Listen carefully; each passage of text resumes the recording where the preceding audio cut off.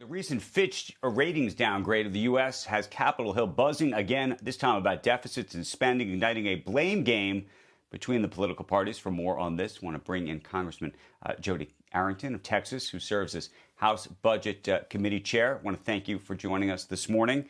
There has been a lot of finger pointing, but ultimately, to me, there's two major questions. What does the Fitch downgrade mean in the immediate term, and does it change the dynamic and conversation around debt and deficits in a way that you think it wasn't before?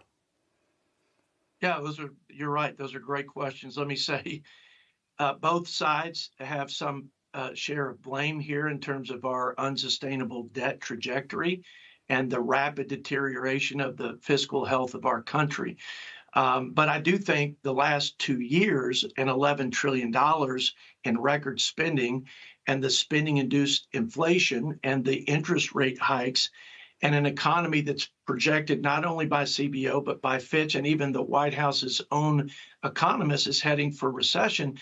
So we're in trouble. But these are things that I think investors were watching for years now, and I don't think it's a surprise to anybody, sadly enough, because there are some structural problems in our balance sheet, namely mandatory spending, and we have an aging population, the world's largest generational retirement, and we have to rein that mandatory spending in, and we've got to grow the economy faster than we're spending, and that's not happening. And the policies in place today, Andrew, are not going to get us there, which is why all of these negative projections of under 1% GDP this year. Fitch says it's going to be not even 0.5% in 24. We've got to return to pro-growth, pro-energy, and pro-growth policies that will get us back on track.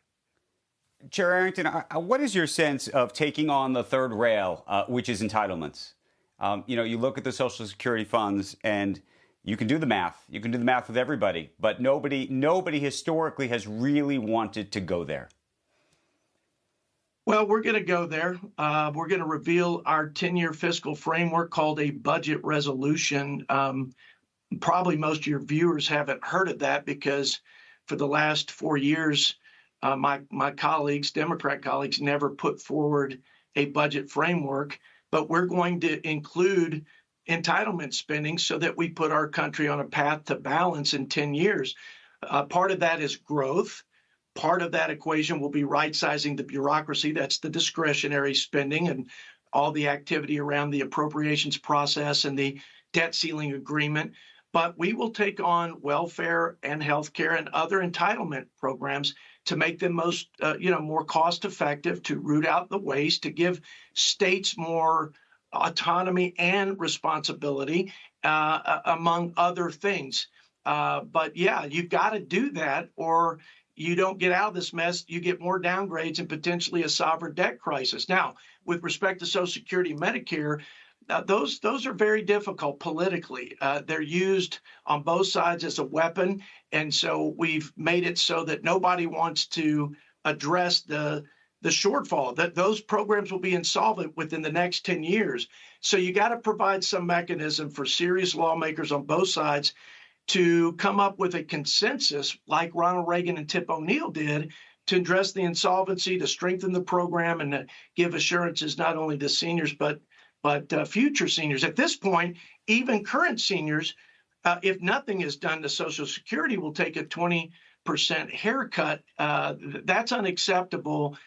We need to be responsible leaders, and both sides have to. But what does that look like, Chair Arrington? What does that look like for you? I mean, in terms of the position that you would take on Social Security, would you push out the age at which it begins? Not necessarily tomorrow, but push it out for folks, 20 years from now, so they could begin to prepare, thinking that, folks are living a lot longer than when this original effectively insurance plan was put into place. Would you means test? What kinds of things would you do?